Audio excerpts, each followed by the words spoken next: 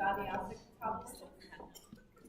So you'll see we're actually, all of this part of the lecture relates to each other and builds on the first part of the course from Professor Callender.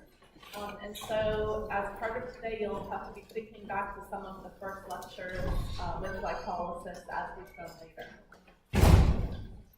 So to orient you again, for oxidative phosphorylation, which people also call respiration, we have the first stage, which is all about making acetyl-CoA.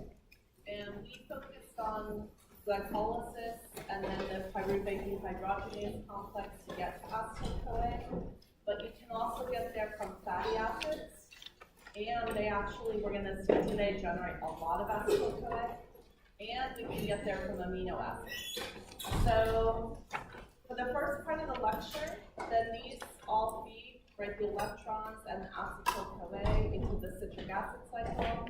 And then those electrons, as reduced molecules, FAD, H2, and NADH, are then used in electron transport.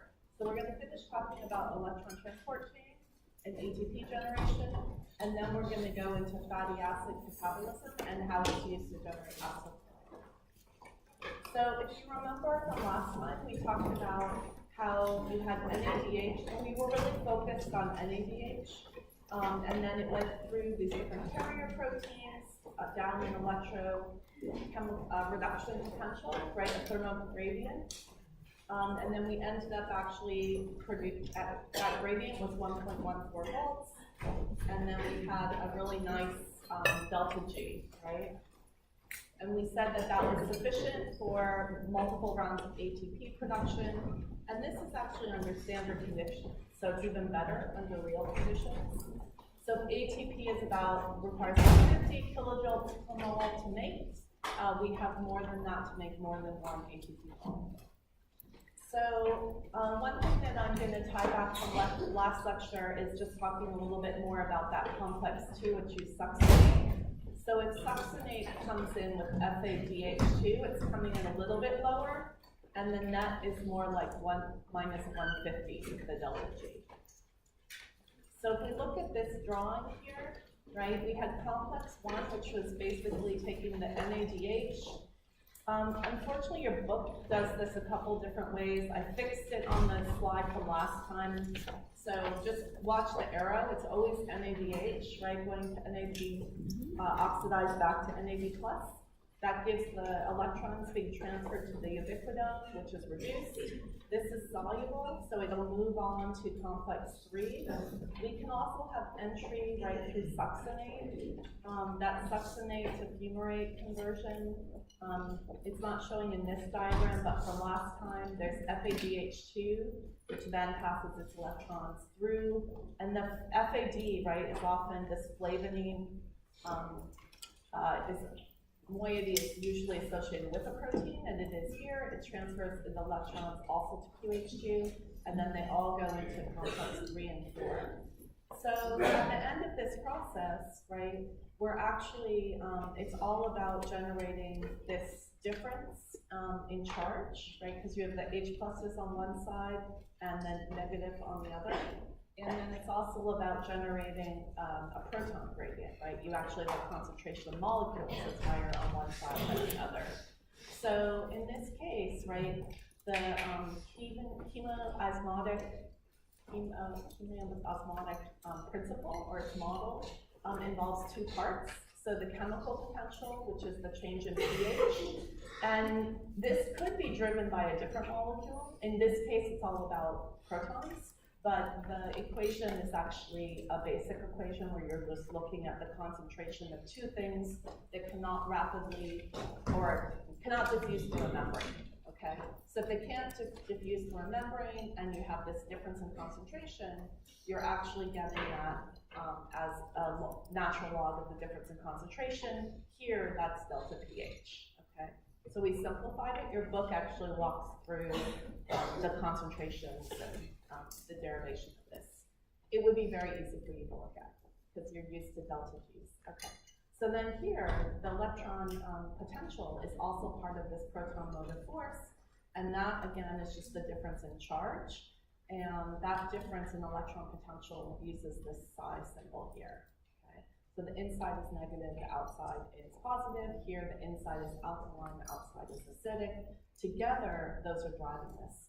And so if you actually look at an equation from your book, one of the things I'm really stressing is this is all driven, right? This is called biochemistry, because whether these things happen or not and how much they can drive the next step is driven by the chemistry, which is about the change. So here I got rid of the natural log term because the pH is already in the log. And so this is 2.3 RT delta pH. So that's that change in concentration on one side of the membrane versus the other. And it's about 0.75 when this is happening. And then it's also a constant times this change in electric potential. And in this case, it's typically about 0.15 volts. So together, those terms give you that delta G that's associated with the proton motive force. And so basically when you get that, that's about 200 kilojoules per mole under typical conditions. And so we know that the predicted value, right, which we just did, was minus 220. So we can see actually that almost all of that energy that was being generated through the electron transport chain, right, as reducing power through electron transport chain, is then used, right, and conserved in this proton motive force, in the delta pH and the delta E, or delta psi, let's say. So that is then going to be used to power the ATP synthesis. So there's a tiny bit that's lost, but not much. So we went from figuring this out, like, wow, right? We actually we used all this energy, and then we actually, so we basically took it from the citric acid cycle, we had the reducing equivalents, we took them through the electron transport chain, we made a delta pH gradient, we made an electrical charge gradient, and we have now this delta G, which should enable us to be used in the favoring of ATP synthesis. So we're going to do a switch in the next slide in how this is displayed, but if you saw this, right, this is the ATP synthase, you would know, right, that the hydrogens have to go in this direction, and that this is actually operating on the matrix side. But just to show you, and also in your book to be consistent, the next one flips it. So now you're on N for the negative side, P for the positive side. And I just put pictures now just to remind you. So this ATP synthase is a really complex and cool protein complex. So basically what it does is it's moving protons, right, from the P side to the N side. They're coming here. They're actually going through this cycle. And as they go through this cycle, it ends up rotating the shaft, and then that shaft ends up inducing conformational changes in these subunits. And these subunits allow for, and we're not going to go into the details of it, but basically there's differential binding in the different subunit phases of ATP and ADP, and then as you get the shifting, it makes it more favorable to bind hydrolyzed release. So in this case, right, to actually agree for the two to come together, for the ATP to form, and then for the ATP to be released. So I'm going to post two videos. They're just for fun, and you can look at them, but it actually shows the shaft, and you can see this small difference in conformation. It's through a project called BioMission at Harvard, funded through HHMI, and they have some nice videos, so I'll post those for you. So this part stays stable. This part is rotating, right, you can imagine, and then it's rotating through the shaft. It's rotating those subunits to make it more favorable to produce ATP. So we're going to skip this slide. This has to do with some of the details about rotation, but yeah. So the reason we're skipping it is I feel like it's giving you a little bit of an insight, but then not enough to really be informative enough. So that's our skipping. So we talked about right here we have the ATP synthase. So to make the ATP synthase, right, we have to have hydrogen. So this is still flipped. Oh, no, this is now the right side. So, right, the hydrogen is coming through this way based on our proton gradient. And now we're going to have ADP plus phosphate, which in soluble form is shown like this, coming together to make ATP. And so what this slide is all about is whenever you have a reaction, and you've been learning this as a theme, you have to think about where did the substrates come from, and is it an issue for them to get to that location, right? Do they have to cross a membrane? Do they have to be transported to a different part of the body? What's going on? How does that happen? So in this case, in order to get to the matrix, you actually have two transporters. So to get the phosphate in, right, which is what you need to do ADP plus the phosphate to get to ATP, there's a translocase symporter. So whenever you hear the word sym, it means like two things going at the same time in the same direction. So here you have the phosphate and the A plus and the proton going in the same direction at the same time. And in this case, right, they're balancing each other, charge-wise, and they're coming through. Okay. So the H2PO4 and the H plus are coming through. In this case, right, you have your adenine nucleotide translocase antiporter. So whenever you say anti, right, one thing is going in one direction. So in this case, this is coupling two needs, right? We need to get the ATP out of the matrix and into the intermembrane space where it can then be used. And we need to get the ADP in, right? So this is coupled where one is going out and one is going in.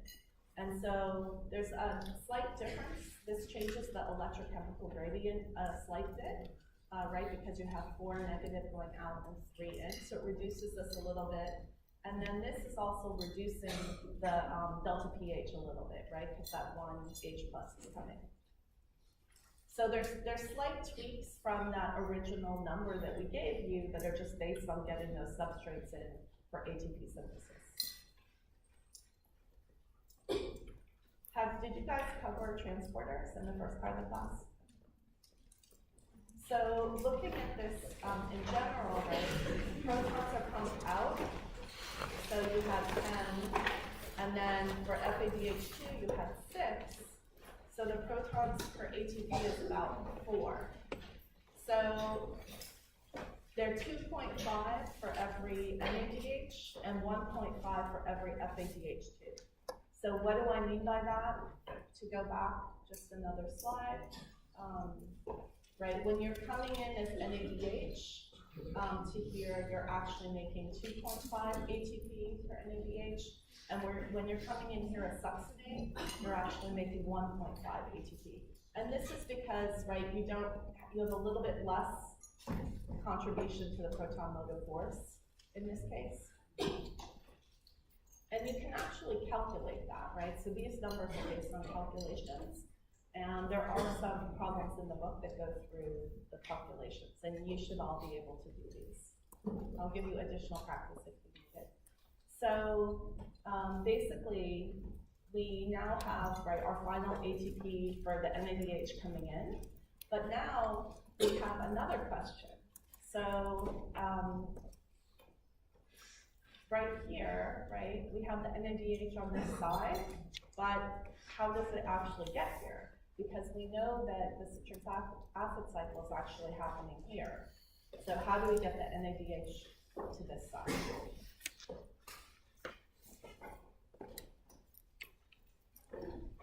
So there are different routes depending upon the tissue that you're operating in. So one of them is actually kind of this trick of converting it to FADH2. So in this case, this is in the muscle and in the brain, you get the glycolysis producing NADH, and then this is coupled where you convert this to glycerol 3-phosphate. The glycerol 3-phosphate is converted to dihydroxyacetone, in this case actually transferring the electron from FAD to FADH2. FADH2 can donate its electrons to the ubiquitin, and that's soluble in the cell. And so in this case, it goes right to complex 3, okay? So in this case, it doesn't actually go through complex 1, it's going directly to complex 3. So now you're only getting 1.5 ATPs for NADH. So again, we always have to think about what's the cost of actually getting a molecule where we want it. So here the cost is converting it into a form that can be readily coupled with an enzyme that can directly transfer those electrons in through QH2. And you see this is a theme, right, where the FAD is actually in the protein, and so that protein can then transfer those electrons, right, to reducing the form FADH2, and then that can transfer it to QH2. So this looks really complicated. It's actually not as complicated as it looks. This happens in the liver, kidney, and heart. So in this case, so you're trying to get, let's orient ourselves. Here's the matrix where you want to go. And if you didn't know, you would look for where's the NADH as a product, right? That's where you want to go. And the intramembrane space is where you started. So you have the NADH here, and you want to get it over here from the matrix side. And so basically in this case, you're converting it into something that is going to be storing that reducing power and can shuttle. And in this case, malate. We already talked really quickly about malate before, but malate has a transporter.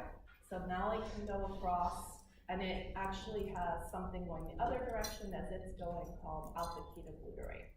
So what's happening here is that you first convert oxaloacetate to malate. So you're taking this NADH, and then now you're oxidizing it, and that reducing power is stored in malate. It's going across, and then you're just basically using the same enzyme, and very similar enzyme, right? Different form of it, just located in a different spot. And now you're going back to oxaloacetate, and you're releasing that NADH. So now it's in the right spot. In order for this to happen, we also have to recycle glutamate and alpha-ketoglutarate. And so there are two enzymes, one on each side. Again, the same enzyme catalyzing the same reaction, but one in one compartment, one in the other. And that is doing this interconversion, okay? So alpha-ketoglutarate goes this way, glutamate goes this way. So the net effect is that you have the NADH going from the P side, the positive side, or the intramembrane side, where you have the citric acid cycle happening, into the matrix side. And here you get the full 2.5 ATP for NADH.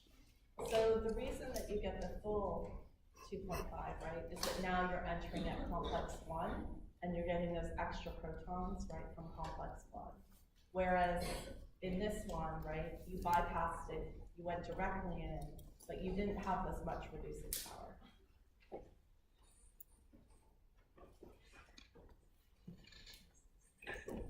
So if we look at the ATP yield and the oxidation of glucose, okay, so if we start at glycolysis, so now what they're looking at is what's the direct product, like literally coming out from the reaction, and then what's the final product. So in this case, right, the two NADHs from glycolysis could be converted to 3 or 5 ATPs depending on the shuttle, right? So we know that one shuttle, you get 2.5 for NADH, and one shuttle, you get 1.5.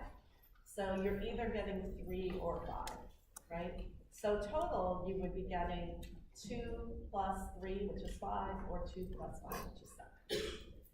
And then the pyruvate oxidation, which we talked about, and you have 2 per glucose, you're getting 2 NADHs, and then so that's, and then the acetyl-CoA in the citric acid cycle, you're getting 2 FADH2, and then 2 ATP, and we talked about how ATP and GTP are basically convertible here, so we'll just call it ATP for this purpose.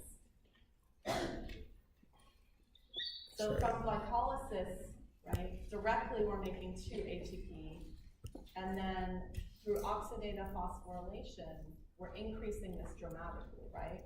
to 15 to 16-fold. In the end, right, we have 30 to 32.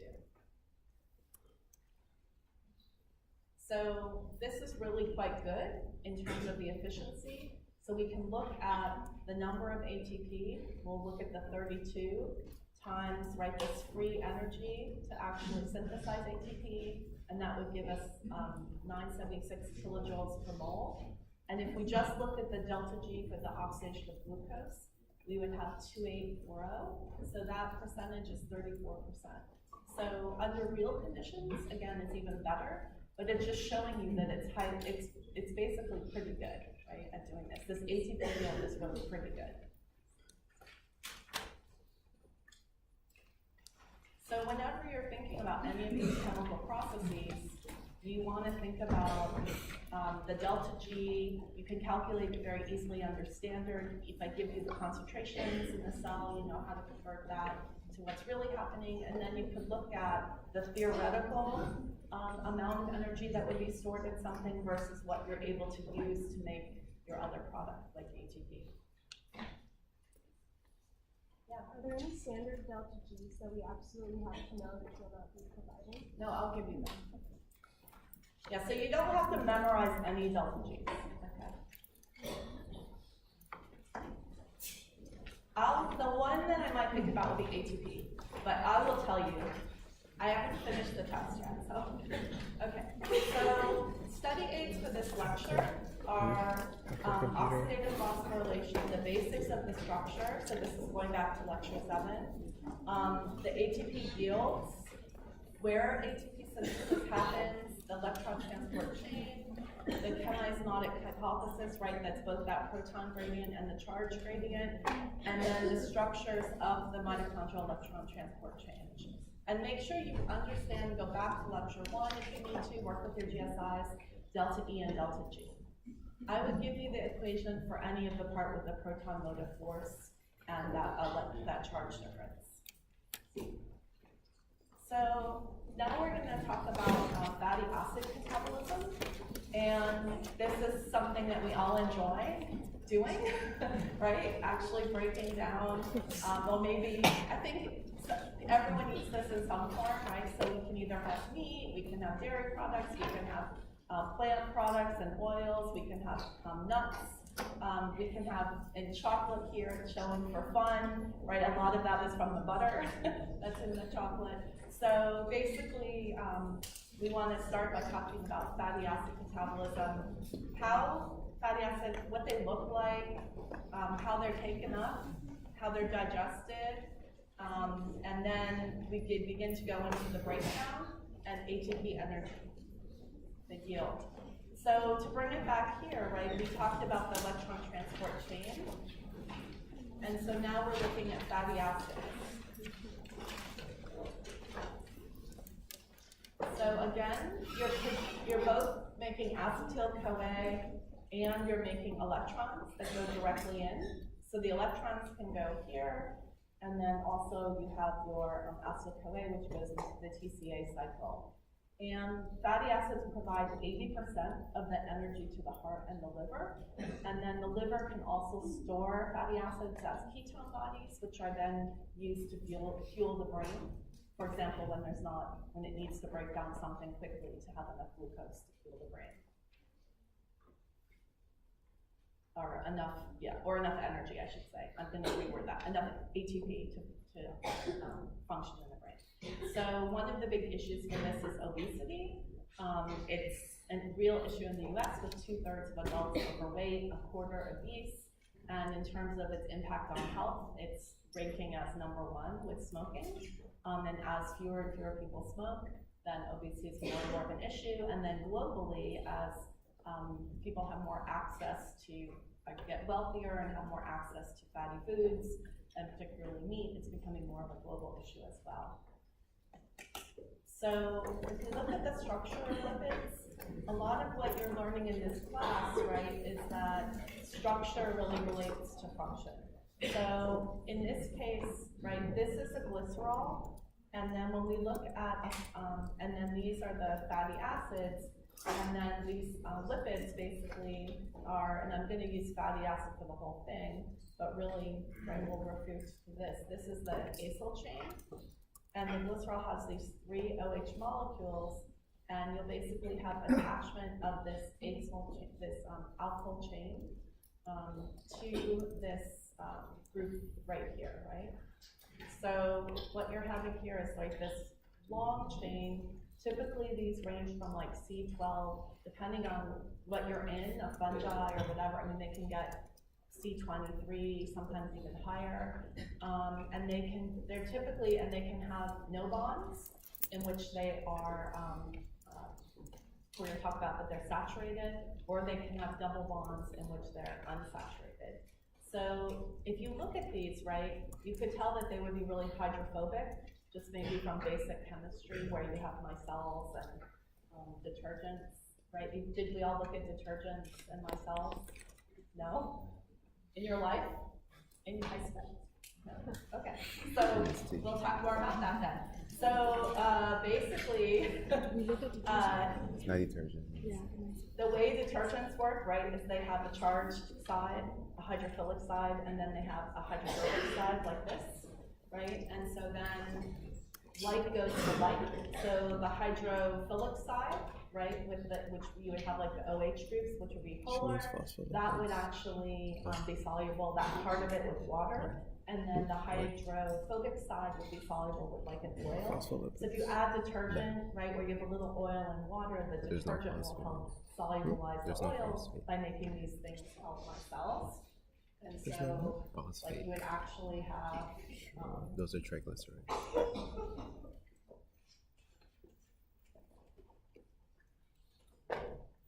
Hydrophobic. and then this goes all the way around. Myself. So essentially, this is the hydrophobic part, and then this is the water. And this is a way that you can actually dissolve lipids. And it's also the way that they'll tend to form. So another thing about them that's really useful for what we're talking about today for biochemistry is that they form lipid bodies. So they're really hydrophobic, so these chains will all associate with each other. The head groups will just be at the outside, like I'm showing you.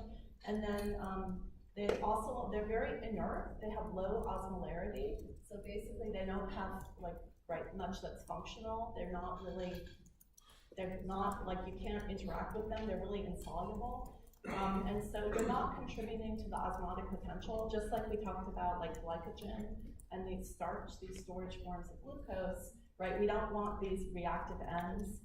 We don't want them to be interconverted within solution. So because these are really hydrophobic, really inert, they don't contribute to osmolarity, and they're really a great way of storing energy, which we'll see because when you break them down, you can release a lot of reductants, which then acetyl-CoA transfer to reductants, which transfer to ATP. However, as I was just showing you here, because they're really insoluble, you either have to emulsify them, right? So if they're formed in this tight hydrophobic, you have to have water, some kind of detergent-like molecule to be able to transport them in more aqueous environments like we have in the cell, or they have to be bound to a protein, and then the protein carries them, okay? So these things sound really simple, but they dictate the whole process of what we do with fatty acids. So the chemical properties dictate what we can do with them. So if we look at the structure of fatty acids, we have the saturated, which means that they are basically fully reduced, right? So you have your hydrogen, it's always C, right, HH. So every carbon, right, has a carbon-carbon bond, everyone in the middle, and then it has the 2 hydrogens, right? So it's always CH2, CH2, CH2, CH2, CH2. So this is actually pretty unreactive in this form, this saturated form, and an example of this, which we'll see in our next slides, is palmitic acid. And typically the saturated ones are in meats and dairy products, and when we get into synthesis, we can talk more about why. And then we also have monounsaturated. So the unsaturated is now that you have a double bond. And so when you have that double bond, basically, later we'll show you nomenclature for, so if it's monounsaturated, 1 double bond, and then we have nomenclature for telling you where that double bond is. So basically, you're always counting from this group at the top, this head group, the carboxyl group, and then that's 1, so then 2, 3, 4, 5, 6, 7, 8, 9. So you will see that there'll be like a little delta sign I'll show you later, and then it'll say 9, and you'll know that that double bond is at the 9 position. So typically, there are 2 things that you're going to look at in nomenclature. This would be 16:0, meaning no double bonds. This would be 18:0, no double bonds. This would be, I didn't count how many this is, 18:1, 1 double bond, and then if it's going to show you the position, it would show you this delta 9, and then this one would be, right, 2 double bonds, so it would be 18:2, and then it would show you, give the position of the 2, and again, this one, which has 18, would be 1, 2, 3, so it would be 18:3. So the monounsaturated are often derived from plants. So olive oil, sunflower oil, safflower oil, many, many different oils. And then also alpha linoleic acid and these polyunsaturated are typically derived from plants and vegetables and just different particular ones. So what happens when we're actually taking in lipids? So essentially what happens is we have fat that's digested, and then in the gallbladder, we're actually releasing these bile salts, and they help form micelles. And so they're actually doing this, they're helping form the micelles because they have a charge and they can act with the top part of the fatty acid, and then the fatty acids will associate with themselves and they'll help transport them, okay? Then in the second part, in the here, we have lipases. So lip would be lipid, ACE is often like degrade. So lipases are, if you just see that, typically they're degrading a lipid. And so these are degrading the triacylglycerides, right? So tri-3-acyl, those long acyl chains of carbon hydrogen bonds, and then glyceride, right, with that glycerol structure at the top. So the more you think about the names of everything, the less you have to memorize, right, because you actually just know what it means, and you'll also be able to see new things. So if I say diacylglyceride, right, that would be 2, and if I say monoacylglyceride, that would be 1 acyl group. Okay. So then from here, what we're going to do is we move forward, and it's kind of confusing here, but here you degrade the triacylglycerides all the way to monoacylglycerides, and that's to allow them to get to the right cells. Then they can diffuse actually into the intestinal mucosa, and then that's where they're uptaken, and then they're actually converted back to triacylglycerides here. Then those get packed into these interesting things called these chylomicrons, which we'll see a structure of in a minute. And it's both the triacylglycerides, the cholesterol, and apolipoproteins. So apolipoprotein is something that is a protein that can have a lipid group. And when it doesn't have the lipid group, it's apo, and when it does have the lipid group, it's just the lipoprotein. And then basically this can move in the blood and the lymphatic system, and so now it's in the blood and it's moved to wherever it wants to go, and basically in here it can start being degraded when it's in the blood to release the fatty acids, and then they can be oxidized as fuel, right, which we're going to talk more about in a minute, or they can be used for storage. So for example, if they're going to adipose tissue, fatty tissue, right, they can be used for storage. So what does this weird structure look like, this chylomicron? So, of course, these are still like, cartoons of them, but basically, it's pretty big. And what we're looking at here is that you can separate them by centrifugation to 2 types. the very low density, which, like, if you go to the doctors, they used to say those were bad. Honestly, the way we think about lipids keeps being revised.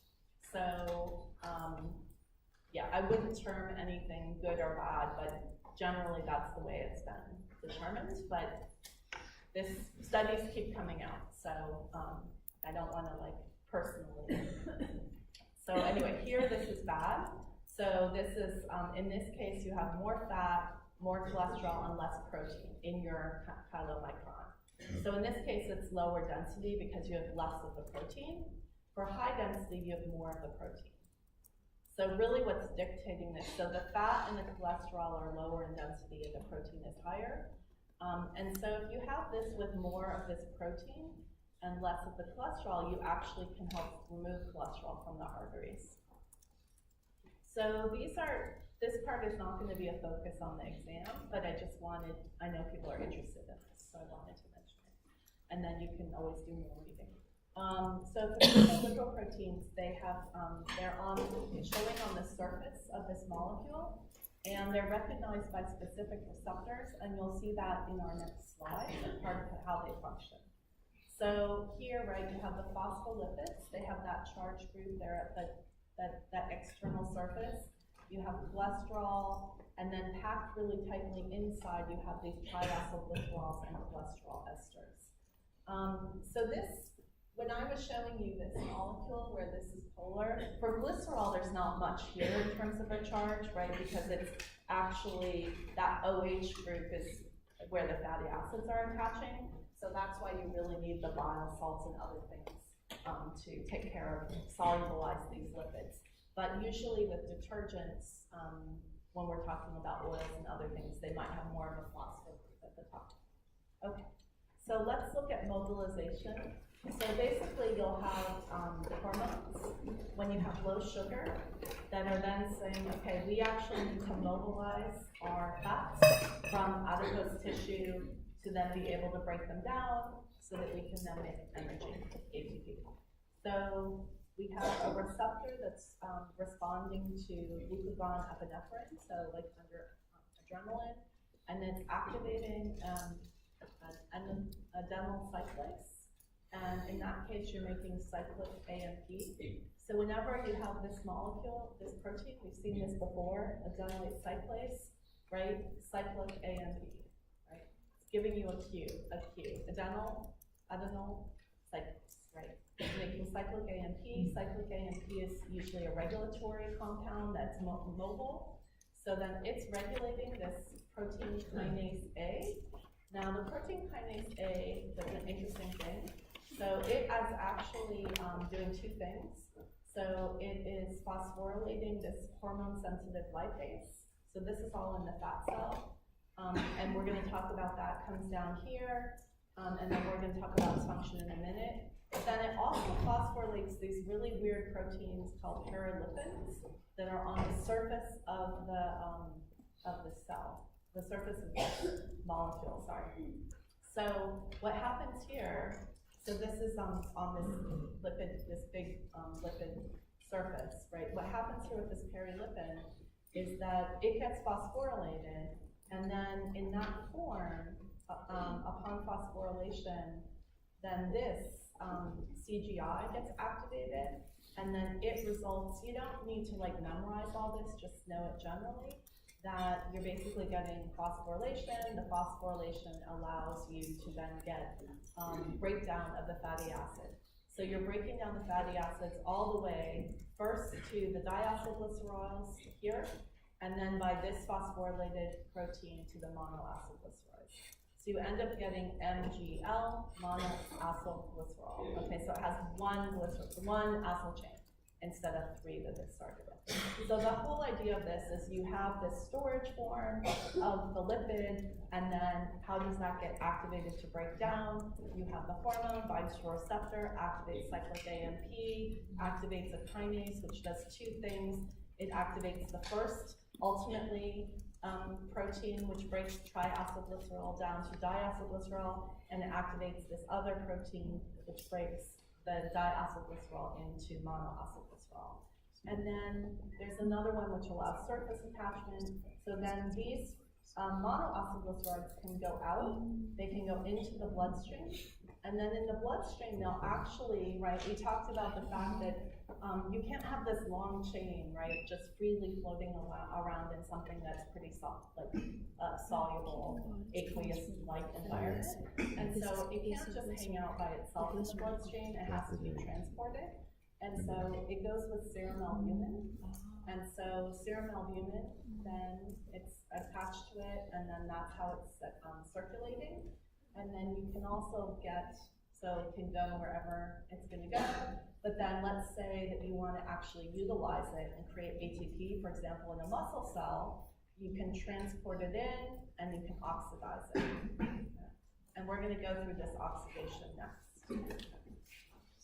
Yeah. What?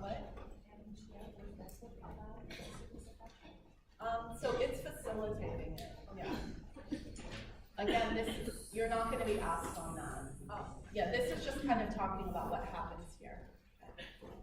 So what you'll need to know is just that the hormone activates the receptor, cyclic AMP activates the kinase. These kinase activates two different proteins that break it down. It can then go into the bloodstream only when it's bound to a molecule, serum albumin, and then that is transported through the blood, or can go to the muscle cell and be broken down. Okay, so we talked about right then what happens to the fatty acid, but we didn't talk about what happens to the glycerol. So the glycerol can actually go right into glycolysis. So the glycerol, right, this molecule here, you put on ATP, and it's here. So whenever you see a kinase, right, it's in one direction, it's putting on ATP. It's putting on a phosphate using ATP. So you're putting on a phosphate here to get glycerol through phosphate. And then whenever you have a dehydrogenase, remember that we really focused on this either last lecture or the one before, you're usually, you're almost always, right, actually reducing, right? So here you have reducing power, which is stored in NADH. And that's converted to dihydroxyaspartate phosphate, triose phosphate isomerase, right? Some of these enzymes are looking familiar, they're being reutilized here. And then you're entering into, this is the same part, entering into glycolysis as glyceraldehyde 3-phosphate. So if you look at this part, right, just glycerol going to glyceraldehyde 3-phosphate into glycolysis, right, it's just using one ATP to get here, right? So it's using one ATP, creating one ADH to get here. So this question actually asks you to remember your direct ATP for glycolysis. So just the direct part. What is Sorry. you generate, but then it's minus. What was the question? It's like it would be 2 divided by 2. There's 2 ATP from glycolysis, and then it only makes 1 NAD. We're talking about NAD.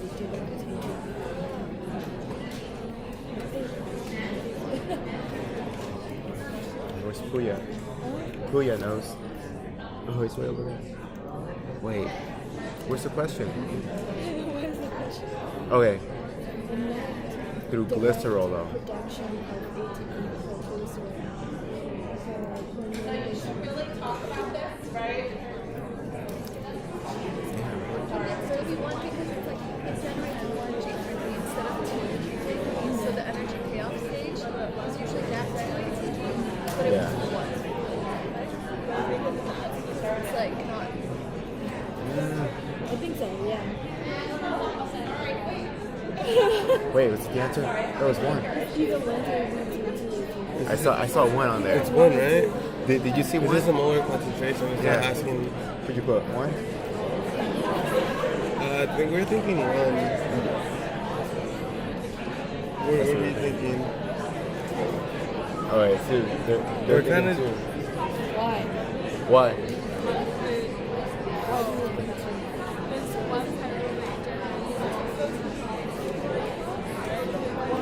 No, but we're just looking at glycolysis, not the prep cycle. Yeah, we're looking at glycerol.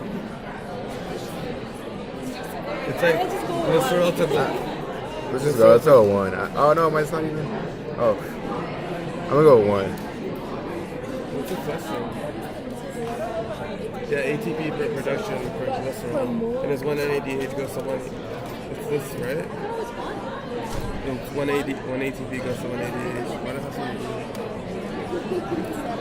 I don't know. What? it? She's Do we saying get 2. graded for how many we get right or wrong? Or do we just get graded for doing it? We get, so if we miss it, we get 0.5 out of 1. She put 1. Oh yeah.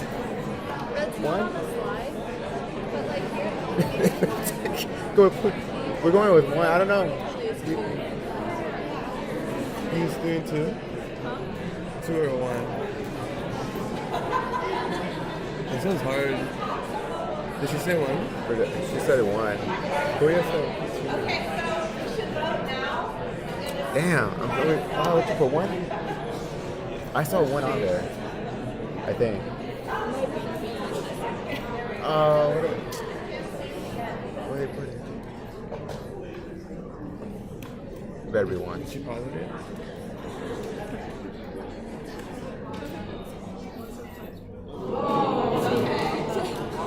So I knew this was a trickier one. So we all get I credit? tried to prime you, but maybe it was just too much. So we had 1 or 2. So let's look at this. We'll go back to. Oh, that's 2. I'm gonna close this. It's 2? I'm mad. She sounded disappointed, so I'm guessing the majority was kind of wrong. So is this one of those where she gives us the point because it was easy? So the answer was 1. Oh! Oh. Yeah, you 1 to 2, so you have 1. Right. So the reason is that you have glycerol going I just recorded the whole conversation. into glycolysis use 1 ATP, and then you actually pay off with 2 ATP. And so 2 minus 1 is 1, right? Okay. Remember? Because we used 2. So Right? I think we'll stop there today. No, we use 1, but we generate 2. I just thought it was 1 to 1.